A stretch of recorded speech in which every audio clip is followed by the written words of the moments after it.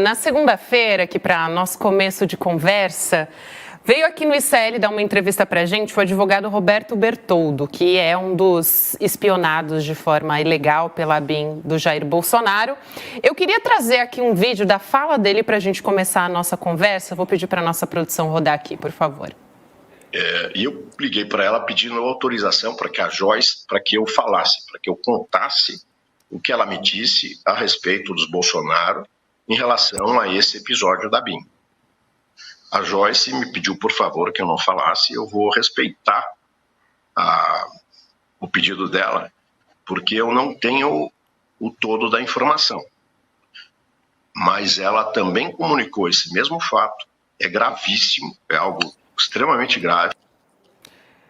Deputado, eu quero perguntar para a senhora, para a gente começar a nossa conversa, que fato extremamente grave é esse que o doutor Roberto Bertoldo se refere? Não, vamos comentar, tá tudo torto aí, tem alguma coisa errada no meio dessa história, porque, na verdade, minha conversa com o Bertoldo foi sobre outro assunto, outro fato, do qual eu sei, mas não tenho a mínima prova, então não tinha como eu autorizá-lo a falar. Contei para ele e para mais algumas pessoas, algo grave que aconteceu no próprio Rio de Janeiro, mas não foi sobre a ABIN paralela. Até, Chico, eu quero fazer uma correção aqui. A primeira a falar da ABIN paralela fui eu, no dia 2 de dezembro de 2019, na CPI das fake news. Eu contei que havia uma ABIN paralela, Eu já tinha conversado com o Bebiano, ele estava com muito medo de falar, mas me autorizou a falar na época. E eu tive testemunha, inclusive, Tive testemunha, então não era só eu e Bebiano. Havia duas testemunhas. E aí eu levei para a CPI das fake news e todo o meu depoimento eu mesma entreguei para o Supremo depois. Então, isso, quando o Bebiano deu a entrevista já em março de 2020 para o Roda Viva, essa informação já estava nas mãos do Supremo, eu já tinha entregue isso. Bebiano falou que eles estariam tentando, na verdade, já existia uma ABIN paralela, ele não foi muito além, porque Bebiano sempre amou muito, o Bolsonaro, ainda mantinha assim, um respeito grande, então ele foi mais soft nessa entrevista. Mas ali a ABIN paralela já existia, já perseguia, pessoas já estavam sendo monitoradas e grampeadas. Então, aguardem as investigações, que vai chegar a informação de grampo telefônico. No meu caso, por exemplo, a ABIN chegava a me seguir de carro. E a coisa ficou tão ridícula, tão patética, que uma vez, eu indo à casa do Roberto Bertoldo, para uma reunião lá com os advogados, a ABIN paralela, o pessoal da ABIN paralela parou o carro atrás do meu. E ficou lá parado. Eu saí, eles iam atrás de mim. Faltava até, era descarado o negócio. Bom. Quando eu chegava em casa, quase todo dia tinha alguém pendurado no poste que dava para frente da janela do meu quarto. Para quem conhece os funcionais em Brasília, toda a parede, a parede corre com janelas em toda ela. Então, você fica muito exposto ali. Toda vez que eu chegava, se eu chegava mais tarde, tinha alguém pendurado. Se eu chegava na hora certa, tinha alguém pendurado lá. A senhora acha que devia haver alguma reinvestigação sobre a morte do Bebiano? Foi 12 dias depois dele falar isso. Veja, eu sempre achei isso. Sempre. Acha? Sempre achei. Acha ainda? Dentro do meu círculo mais pessoal, em casa, com a minha família, eu sempre comentei isso, que é coincidência demais. É coincidência demais. E tem mais coisas que precisam ser investigadas. O que, por exemplo? O que precisa ser investigado? O que precisa ser investigado? Exatamente o que eu não posso falar, porque senão leva um processo danado, porque não tenho prova. Não, mas tem gente que deve ser investigado. Grande, Não, pode dizer, isso aqui precisa ser investigado. Não é? Porque a gente não está afirmando nada. Não está afirmando nada. Estou falando que precisa investigar tal coisa. Seria interessante que investigassem. Só depois de uma investigação que pode se confirmar se sim ou não. Investigar a morte do Bebiano, sim. Eu não estou acusando ninguém de nada. Sim, mas claro. Nem eu. E acho interessante continuar a investigação sobre a morte da Marielle. Mas ligando esse caso à política? A história está mal contada. Então, é importante que a investigação continue de maneira séria e célere. Chico Sá. Deputada, parece que houve um alívio, voltando ao caso Marielle, já que a senhora citou, houve um certo alívio, pelo menos é o que o clã Bolsonaro comunicou, agora quando anunciaram a possibilidade de ter sido o Domingos Brazão o mandante do crime. Brazão, exatamente, Chico, obrigado. Você acha que isso realmente foi um alívio ou foi um disfarce da família que ainda teme as investigações no caso Marielle? Não posso falar um disfarce, não posso, mas que foi um alívio, foi. Agora, se você olhar nas minhas redes sociais, eu não dei essa notícia e não permiti que a minha assessora desse. Eu não dei essa notícia. Porque essa notícia é muito sem pé nem cabeça, né? Tem mais coisa aí que realmente precisa ser investigada. E eu não estou aqui dizendo que fulano é inocente, que cicrano não é inocente, né? Eventualmente pode ter participação de mais de uma pessoa, ele pode ter participado, mas tem mais caroço nesse angu. Que tipo de coisa tem que ser mais investigado? Que tipo de coisa? Por exemplo... A morte da Marielle tem que ser mais investigada, né? E realmente se houve a participação desse conselheiro, tanto que, como eu disse, eu não dei essa notícia. Eu comentei com a minha assessora, falei, não vamos correr o risco de dar barrigada nesse negócio, né? Vamos deixar a coisa como está. Então, esse foi o meu posicionamento como jornalista que sou. Deputada, eu queria perguntar, porque a senhora falou que era seguida descaradamente pela ABIN de carro, quando foi isso? Enfim, foi durante o governo Bolsonaro, e como que era a relação da senhora com o Moro nesse momento? Porque ele era ministro quando a senhora estava sendo espionada, né? Ele sabia, na opinião da senhora, ele conhecia algo a respeito desse esquema? Eu não acho que ele sabia com toda certeza, mas alguma pista ele devia ter, né? Óbvio. Quando a primeira vez que eu ouvi esse negócio de ABIN paralela, que foi uma conversa que eu peguei, eu ainda como líder de governo, como é que foi? Aquela coisa, foi no gabinete do Bolsonaro. A primeira vez que eu ouvi no Planalto, uma conversa meio torta sobre isso. Como é que foi essa entre ele e o general Heleno. Entre ele e o general Heleno. Como é que foi a conversa? Em junho, foi meio do ano, foi ali por junho, o começo de julho, eu, como líder de governo, entrava no gabinete a hora que eu quisesse, saía a hora que eu quisesse, a não ser que ele estivesse em reunião privada. Quando estava em reunião com o ministro, eu entrava. E aí eu entrei e peguei essa conversa meio torta, falando de relatório de inteligência, dossiê. E a hora que eu entrei, houve aquele silêncio sepulcral. Quem falava o quê? Assim. Quem falava o quê nesse momento? Eles se conversavam. O Heleno falando para o Bolsonaro, né, que alguns dossiês já estariam prontos. E eles conversando sobre isso. Eu peguei... aquilo foi assim, eu liguei com algumas informações, como jornalista, fiz 3 ligações, juntando Lé com Cré, e já sabia dessa história, mas não tinha prova nenhuma. Quando o Bebiano me contou, porque eu acompanhei toda a tragédia que foi, né, o Bebiano jogado ao mar, porque eu estava na fase de costurar apoiamento no Congresso para o governo. E eu liguei, assim, enlouquecida para o Bolsonaro, aos gritos com ele, dizendo, você realmente vai estragar tudo. Como é que você pode fazer isso com aliado de primeira hora? Como é que você vai ter aliado de segunda hora? Isso é burrice, é estupidez. Falei nesse nível com ele. Uma dessas conversas até foi na casa do Rodrigo Maia, ele acabou ouvindo a conversa. Então, e aí, o Bebiano confirmou para mim e eu levei para a CPI das fake news. Então, isso já existia, já estava implantado. Né? Não era como o Bebiano disse, estavam tentando. Não, ele rompeu com o governo por conta disso, era contra, né? Mas você se lembra que foi logo no começo do governo, né? Começou o governo, o Bebiano já dançou. Então, foi nesse momento ali que eles realmente montaram a ABIN paralela. Foi quando o Bebiano saiu do governo. Depois disso, a senhora pulou do barco. Ou a senhora foi jogada ao mar? O que aconteceu? Não, eu acho que foram as duas coisas. Eu primeiro pulei do barco e depois eles mandaram todos os tubarões atrás de mim para ver se me devoravam. Né? Foi mais ou menos assim que aconteceu. Eu sabia que, assim, meu sonho era continuar ali para aprovar a reforma da Previdência, também a reforma administrativa e a tributária. Eu aprovei da Previdência, entreguei bonitinho, fui líder do governo que aprovou isso, lindo, maravilhoso, negociei tudo que precisava dentro do Congresso.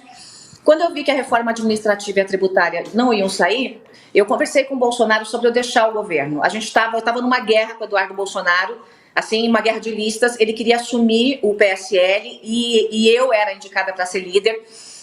O Bolsonaro começou a comprar deputados com emenda, chamar um por um. Eu consegui, um deles acabou até gravando o presidente e tal na época, e falou para ele, estão tentando comprar, os deputados estão chamando lá 5 milhões para um, 10 milhões para outro, 20 milhões para outro e tal, aquela coisa. E eu dei um checkmate nele. E consegui uma lista em que eu fui colocada como líder. E um pouco antes disso, assim, nós já tínhamos tido muitas conversas tensas. A minha relação com o Bolsonaro não era uma relação como as pessoas imaginam depois da eleição, que era uma relação assim fofinha, né, de filha com papai. Eu realmente me colocava contra ele em vários momentos. Eu discordava dele em muitos momentos, e aquilo para ele era assim terrível. Ele não suporta a discordância. Mas eu fazia isso, eu fiz esse papel na campanha também e continuei fazendo isso. Então eu sabia que não ia durar muito o negócio. Deputado. Quando eu vi que a reforma não ia ser aprovada, falei com ele, falei, vou sair, vou mandar uma carta. Foi esse o combinado. Vou sair, vou mandar uma carta, né, na segunda-feira, eu falei com ele numa sexta. Teve questões que a gente discutiu, nós brigamos mesmo, porque ele queria que eu defendesse o Flávio, eu não defendi. Teve vários percalços ali. E ficou combinado que eu sairia na sexta, até ajudaria a escolher um novo líder do governo do Congresso, que eu indiquei e foi o escolhido, inclusive, né? E ficou tudo certo. Quando eu chego em São Paulo, que eu acordo de manhã no sábado, né, eu fui demitida pela imprensa, sendo que eu já tinha pedido para sair. Então eles são tão babacas, tão infantis, que os filhos do Bolsonaro vazaram para um site que eu fui trocada, sendo que eu tinha pedido para sair e mandaria a carta na segunda. É só, sabe aquela coisa para dizer assim, eu fiz primeiro. Sim. É bem uma coisa de criança mesmo, mal criada. E depois Deputada. disso, Chico, eles começaram um ataque contra a minha reputação, que, né, segundo 2 institutos de pesquisa e universidades, eu fui a persona mais atacada na internet durante 2 anos e meio.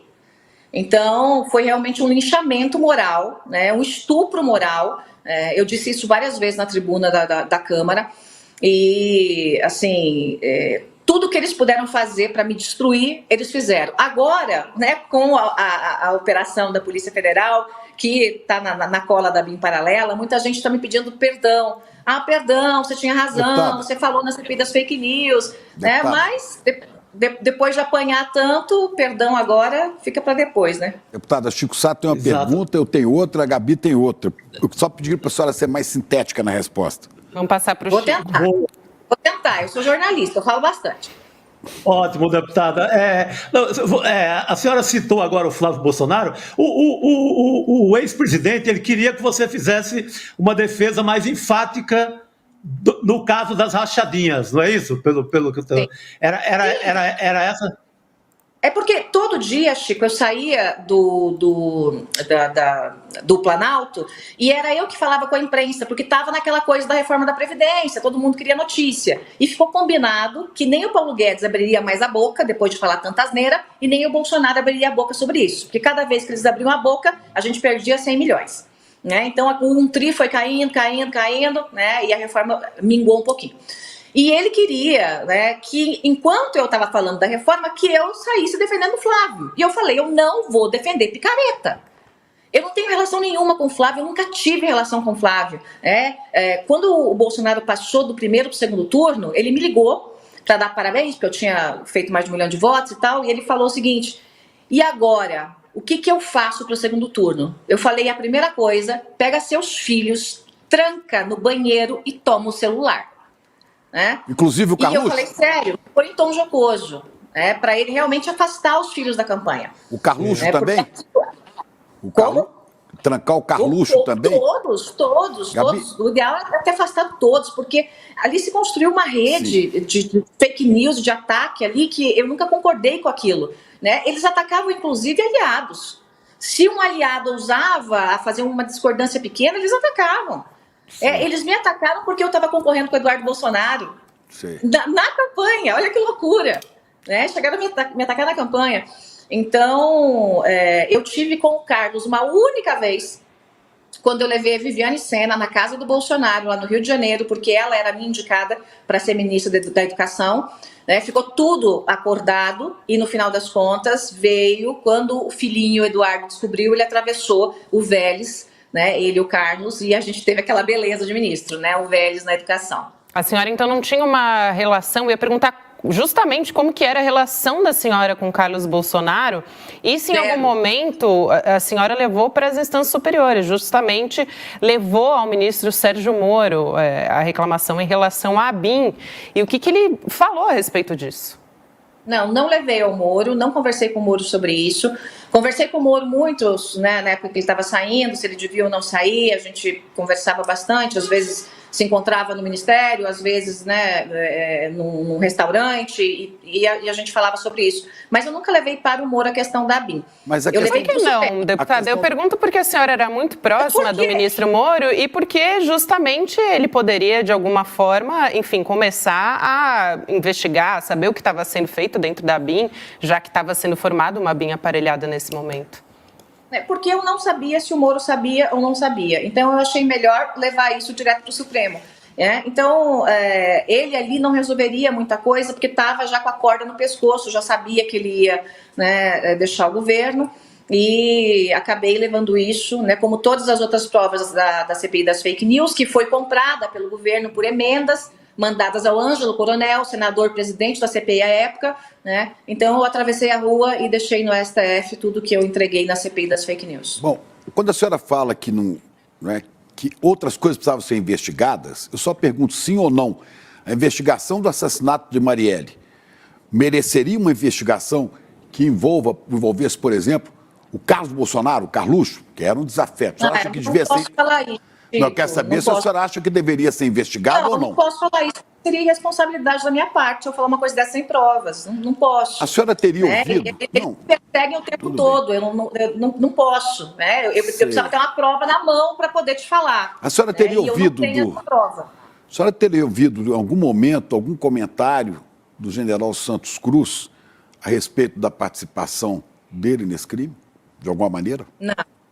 Não. O que eu ouvi do Santos Cruz foi também da BIM paralela, né? Antes mesmo do Bibiano me falar.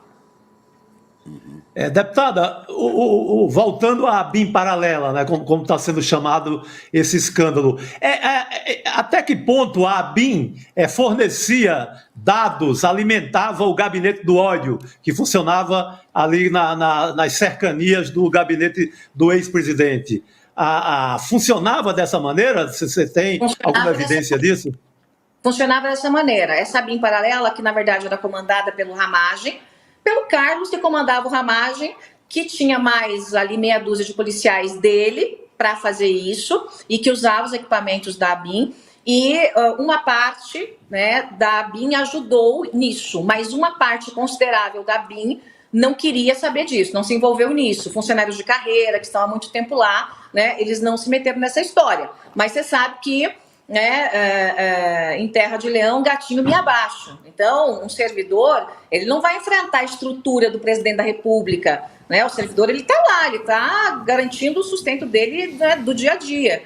Então, muita gente me perguntou, mas por que os servidores não fizeram denúncia? Gente, é só olhar o que o governo faz com qualquer opositor. O que fizeram comigo, com o Rodrigo Maia, né? Que tínhamos mandato. Imagina com alguém que não tem mandato, que está ali, que depende daquilo, né? Mas eles forneciam, faziam os dossiês falsos, às vezes pegavam meia informação verdadeira para dar um tom de veracidade, construíam toda uma narrativa sobre aquilo, mandavam para o Gabinete do Ódio distribuía para os deputados federais, Gabinete do Ódio para todos. Gabinete do Ódio do Carlos Bolsonaro, que era o coordenador desse gabinete.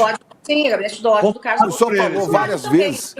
Que o senhor... O Eduardo também. A senhora falou várias vezes que teme as consequências do que possa ser dito ou não ser dito.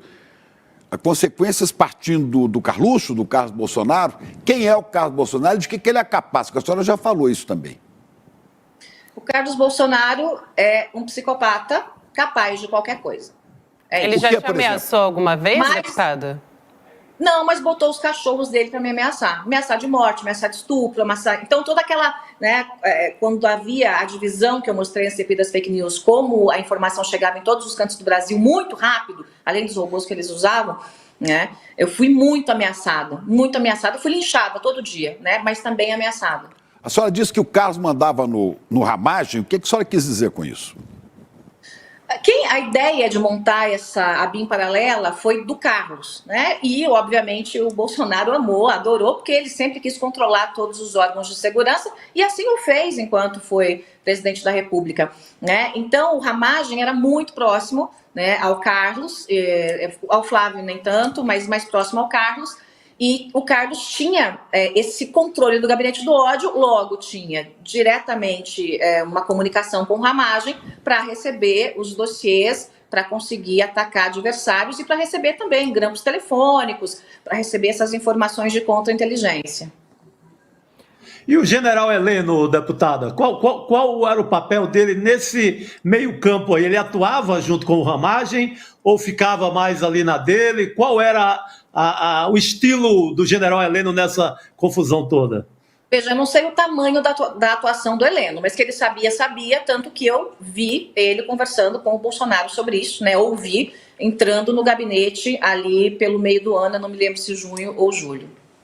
Deputada, eu queria saber o tipo de ameaça que a senhora recebeu. A senhora disse que o Carlos Bolsonaro é capaz de tudo e que foram os capangas dele que ameaçaram a senhora. Que tipos de ameaças que vieram? Como é que a senhora sabe que era o Carlos Bolsonaro e não, eventualmente, o clã Bolsonaro, enfim, ou o próprio ex-presidente Jair Bolsonaro? Não, o Carlos Bolsonaro eu digo porque ele era um dos líderes do gabinete do ódio, mas é óbvio que eu estou falando aqui do pacote, né? Ali eles faziam tudo em conjunto, né? Uma gangue mesmo, atuando juntas. Então, quando eu digo capanga, eu não estou dizendo no sentido literal. Eu estou falando a trupe que eles tinham na internet, montada em todos os cantos do Brasil, que era toda... eu mostrei na CPI qual era o calendário que eles iam me atacar e qual é o calendário que eles iam atacar outras pessoas. Então, eles pegavam dias específicos do mês para me atacar, assim, dia e noite, e fazer com que meu nome fosse o mais citado negativamente nas redes sociais. E a partir dali eu recebi muitas montagens sobre mim, coisas horríveis mesmo, e também muitas ameaças de morte e de outras coisas. E a senhora ainda teme pela sua vida hoje, deputada?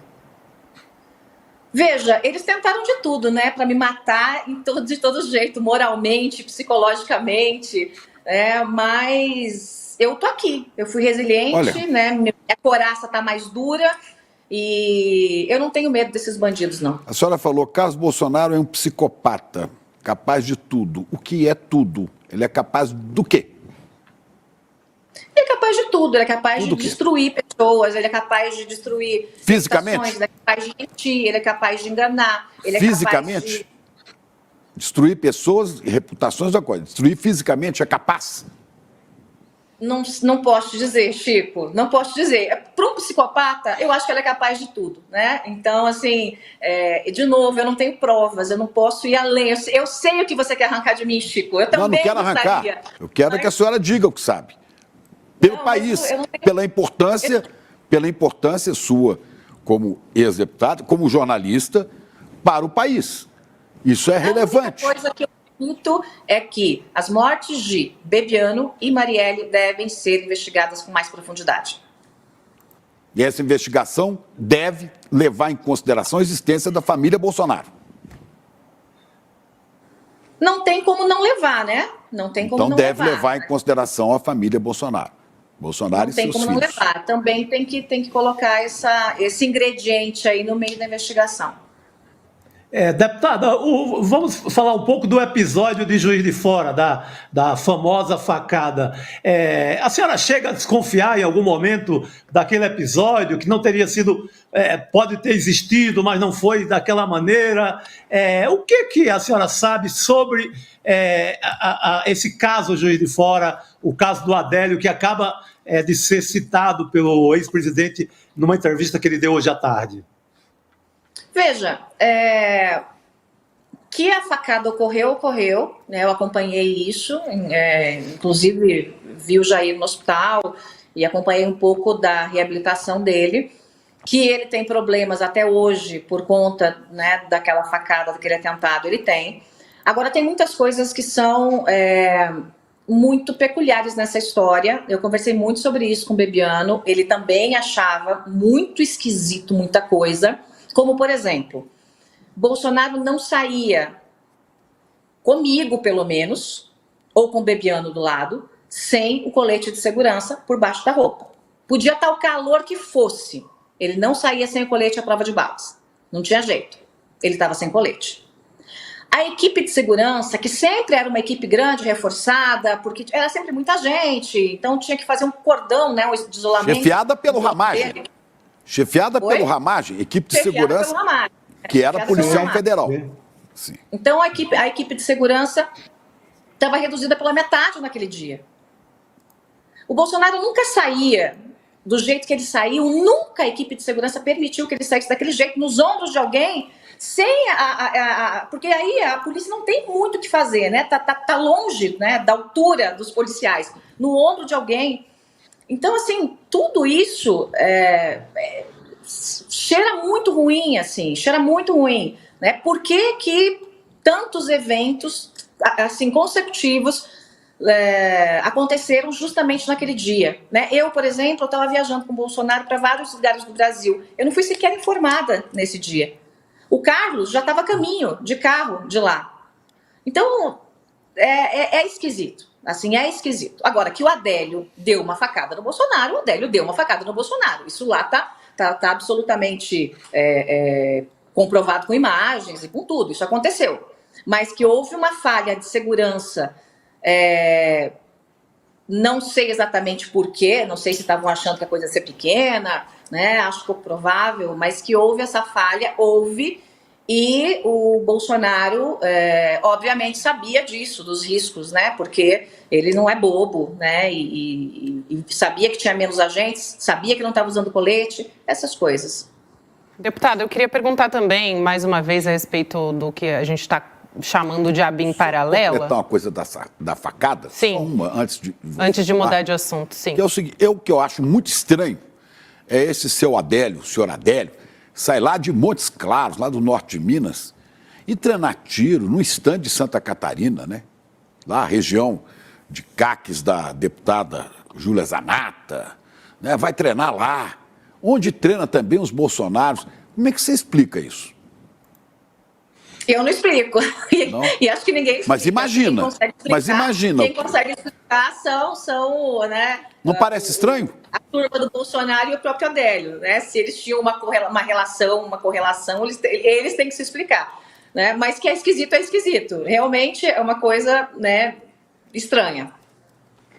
Eu queria perguntar, deputada, a respeito da ABIN, né? Voltar para a ABIN aparelhada, para perguntar em que contexto que isso aconteceu, né? Tanto a senhora denunciou, o próprio Bebiano também.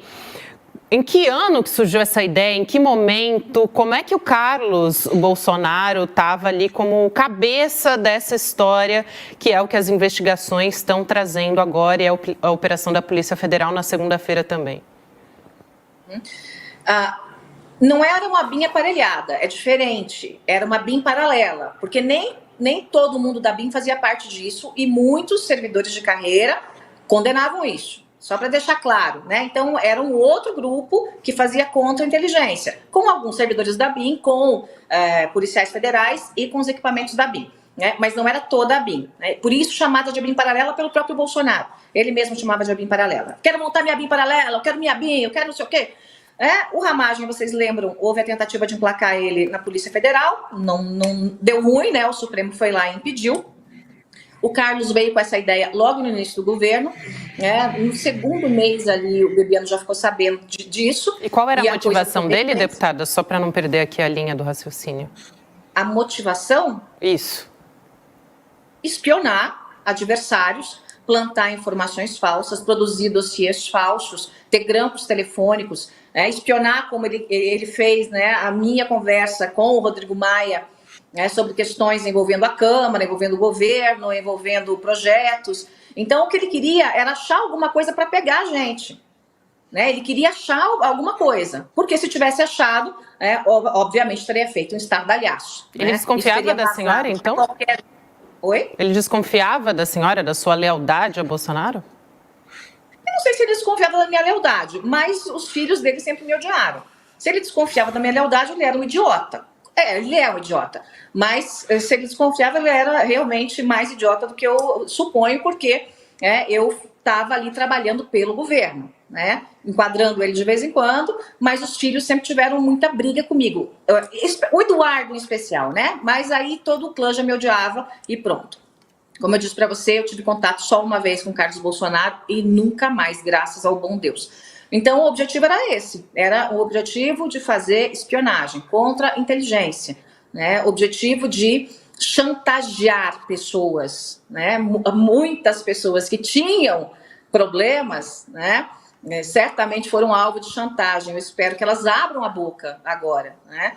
Então, realmente muita gente passou por esse grampo, né? O Moro certamente estava entre eles também, certamente na investigação vão achar, porque o desgaste entre o Moro e o presidente também começou bem antes do Moro sair, né? Então, era isso, ou era desafeto, ou era por desconfiança, e no meu caso, assim que eu iniciei uma briga mais intensa ali dentro do PSL com o Eduardo, eu já passei para a turma dos grampeados. Aqui no nosso chat, inclusive, perguntam, e eu estou acompanhando aqui, né, as pessoas que estão acompanhando a nossa entrevista, se a senhora sabia do envolvimento de outros militares, além do general Heleno, envolvidos na BIM Paralela. Com conhecimento, pelo menos, né?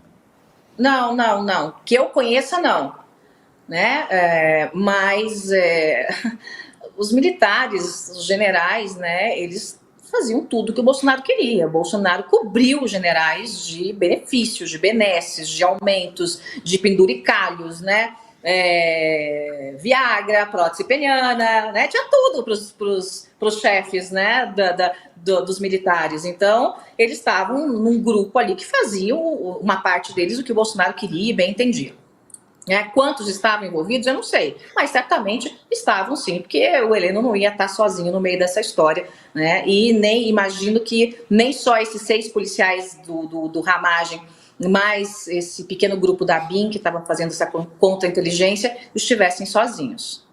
Deputada, eu também queria perguntar, desculpa, Chico, pode ir lá, depois eu faço. Não, por favor, Gabi, vai lá que eu vou depois. Não, sobre a BIM Paralela, eu queria perguntar para a senhora, deputada, o que a senhora sabia, que a senhora acredita que poderia motivar a BIM Paralela a fazer um monitoramento e em que medida que a senhora incomoda o bolsonarismo? O que te assustou mais, talvez, nesse momento, vendo do que era capaz e o quanto a senhora estava sendo perseguida pelo que a senhora relata aqui? Olha, não há uma motivação específica, não precisa de uma motivação específica, basta você discordar, e eu era uma pessoa importante dentro do Congresso, fui líder do governo, cuidava de Câmara, de Senado, de Ministério, aquela coisa toda, né? Então foi uma repercussão muito grande em cima do meu nome. E aquilo foi causando um ódio, inclusive, entre os irmãos, né? O Eduardo e o Flávio tinham um pavor de mim, porque eles acabavam aparecendo mais em escândalo e eu aparecia nas notícias boas, fazendo, né, as coisas andarem dentro da Câmara dos Deputados. Mas basta o momento em que as tensões aumentaram entre mim e o Bolsonaro, como eu disse, foi bem antes de eu sair, o tensionamento do meio do ano para frente foi muito, muito pesado. Eu só não saí antes porque precisava realmente continuar tocando a reforma, porque o líder do governo na Câmara era coitado. O Rodrigo Maia nem atendia ele. Era esse nível, não atendia, não entrava na casa do Rodrigo Maia. Então, como é que você vai ter um líder que não conversa com o presidente da Câmara, né? Então, ficava para mim, eu fazia 2 lideranças ao mesmo tempo. né? Então, no momento em que eu passei a ter essas tensões com o bolsonarismo, né, eu já percebi que a coisa começou a ficar um pouco diferente. Os meus seguranças, que eu andava escoltado o tempo todo, os meus seguranças começavam a ver carros seguindo a gente, né? E na sequência tive toda a certeza, depois de ouvir essa conversa aí, esse trechinho de conversa do Heleno com o Bolsonaro, e logo depois o Bebiano me contando tudo. Diga, Chico.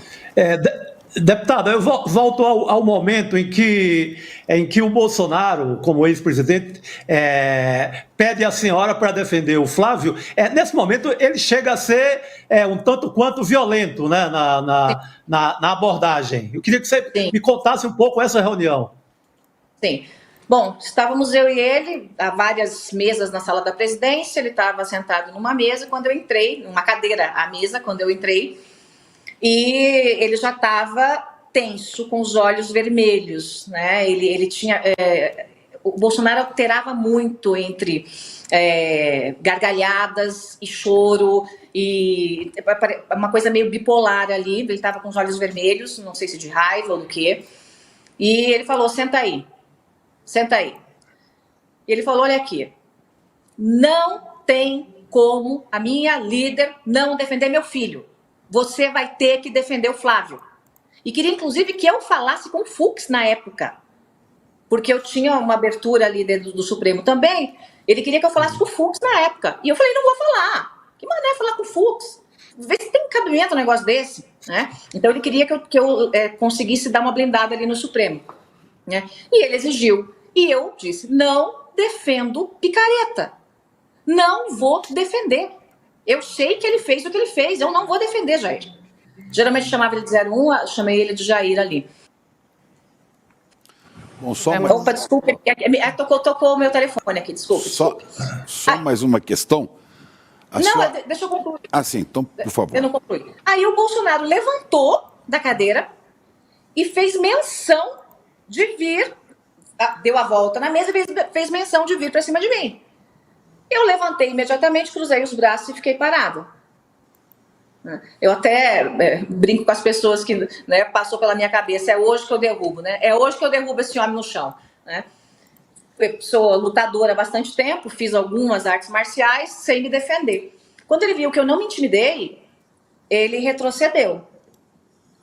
Ali, naquele momento, não tinha mais como continuar.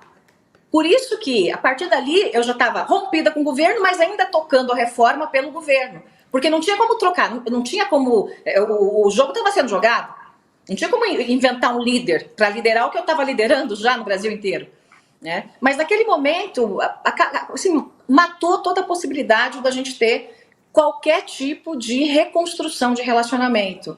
Né? Então, ali acabou para mim. E ele também, obviamente, já sabia que tinha acabado e... Ele deixou tocar lá enquanto eu podia tocar a reforma e depois eu falei para ele que ia sair, como eu disse para vocês.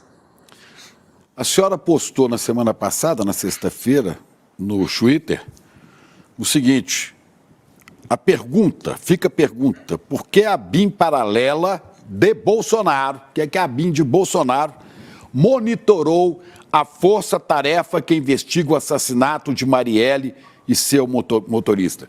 Por que o Bolsonaro, a BIM, informação de Bolsonaro, foi monitorar a promotora que investiga o assassinato de Marielle e seu motorista? E disse, acho que não precisa desenhar. A senhora está estabelecendo essa conexão? Não, eu estou dizendo que é uma questão de juntar Lé com Cré. Por que ele queria bisbilhotar a procuradora, do caso, né, da força-tarefa que investiga? Qual é a relação? O que ele queria saber? O que ele queria saber do andamento dessa investigação? Então, a senhora acha que a polícia deve procurar saber por quê? A polícia deve procurar checar o assassinato de Marielle e os Bolsonaros? Claro que sim, para saber se tem alguém eventualmente ligado a eles que tenha participado disso, né? Do porquê, porque é escandaloso isso, é escandaloso. É uma coisa que... Como é que você pega um serviço ilegal de contra-inteligência e coloca para bisbilhotar a procuradora que lidera a força-tarefa para descobrir quem matou a Marielle? Então, não precisa ser muito inteligente. Tem ali um interesse. E qual é o interesse? Então, foi isso que eu questionei. Eu quero saber qual é o interesse. E acho que o país quer saber qual é esse interesse, né? E a polícia tem que investigar. Tá certo. Deputada, eu quero aqui encerrar com a senhora, mas só para a gente fechar essa história, muitas pessoas aqui perguntam a respeito dos Bolsonaro utilizarem dados da ABIN paralela, que a senhora tenha conhecimento a respeito disso para chantagem, inclusive de pessoas públicas, se a senhora teve conhecimento de algum caso. E a outra pergunta que eu quero fazer é a respeito da sua relação com Jair Bolsonaro. O que incomodava o Carlos? Era a proximidade com Bolsonaro ou quanto a senhora sabia? Eu acho que a proximidade, primeiro, né, durante a eleição, porque quando eu entrei, né, para a política, eu acabei sendo a única voz feminina, a primeira, né, com conhecimento nacional que apoiou o Bolsonaro. Então, eu ia para os eventos, as mulheres iam para me ver, e aí ele subia lá e tirava foto com a mulherada. Mas quem falava sempre era eu nos eventos, porque não dava para deixar ele falar que ele ia assustar as mulheres. Então, eu fiz muito esse papel, né, e o Carlos, ele tem um ciúme doentio do pai, né? E no começo, né, como eu disse para vocês, eu tive muito poder nas mãos para fazer isso, tive muito poder. E aquilo incomodava muito, né? Incomodava muito o Carlos e muito o Eduardo. Né? Muito, muito, muito mesmo. A ponto de sempre, mesmo eu sendo líder de governo, eles tentarem puxar o meu tapete sempre. Era uma coisa muito louca, né? Quando você pensa, pô, tô liderando o governo do seu pai aqui, tô fazendo tudo dar certo. E vocês estão tentando puxar meu tapete? Só o ciúme explica, né? O fato de eu estar realmente sempre com pauta boa na imprensa, pauta positiva, né? Falando de reformas, economia, Pronamp, coisas boas mesmo. Então, eu acredito que seja isso, né? E depois que aconteceu essa minha história aí com o Jair, né? Por conta do Flávio, aí descambou de vez. Aí ele abriu a porteira, né? Para o pessoal me massacrar. Em relação a se houve chantagem, houve dossiê para chantagem, sim, houve dossiê para chantagem e eu não vou falar de quem. Mas a senhora tem conhecimento de que houve chantagens de pessoas públicas? Pessoas públicas, dentro da própria Câmara e Senado. E de que forma eram feitas essas chantagens? Era em troca de dinheiro, era de apoio político? O que era? O que eu sei de apoio político. Apoio político, apoio para o próprio Flávio, né, apoio incondicional para o governo. Então, muitas vezes tinha essa questão de ou você faz ou eu entrego isso aqui, né, isso aqui vai vazar para a imprensa. Então, tinha esse modus operandi ali. Ok. Certo. Deputada, a gente não se falou de todo mundo da família, esqueceu a primeira-dama. A sua relação com a primeira-dama, Michele Bolsonaro, era cordial, era boa ou também repetia o que acontecia com o resto da família? Foi no começo uma relação cordial, né? Inclusive, ela está me devendo uma passagem aérea e um maquiador que eu paguei para ela. Ela não me pagou até hoje, tá, Michele? Então, se puder, deposita na minha conta, querida. Né? Eu sei que você está podendo. Né? Que foi justamente para posse, né? Para posse. Ela queria trazer um maquiador do Rio de Janeiro. E aí ela me disse, ele não vai querer, o Bolsonaro não vai querer porque o maquiador é gay. Né? Então, ele tinha que vir com uma passagem mesmo e tal. E ela falou, eu vou comprar passagem, depois você paga o maquiador. E aí ela não comprou. E falou, você pode comprar, que deu probleminha aqui na minha conta. Eu comprei a passagem do maquiador, paguei o maquiador e até hoje, não recebi nada de volta. Você vê que não são só grandes golpes na família, tem os pequenos golpes também, né? Mas a minha relação com ela foi cordial a princípio. Depois eu já achei estranho esse negócio. Quando eu comecei a conhecer mais...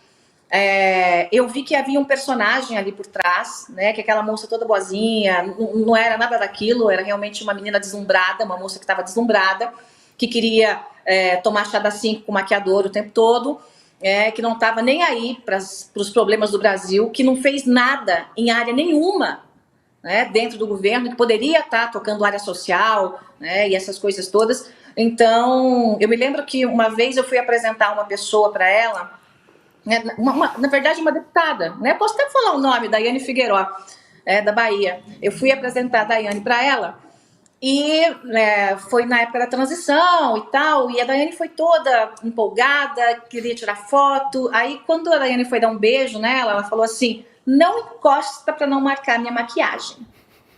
Não tem absolutamente nada a ver essa pessoa com aquela personagem vestida de anjo que aparece em todos os lugares, né, pregando a palavra de Deus e aquela coisa toda. Então, realmente, as coisas não batem ali. Ela é só mais um personagem e desempenha muito bem esse personagem, muito melhor que o Bolsonaro ou que os filhos, né? Ela faz isso com maestria. Deputada, a gente vai ter que encerrar, mas rapidamente, a senhora pretende se candidatar agora eventualmente, por exemplo, um cargo de vereador, e por qual partido? Então, vamos lá.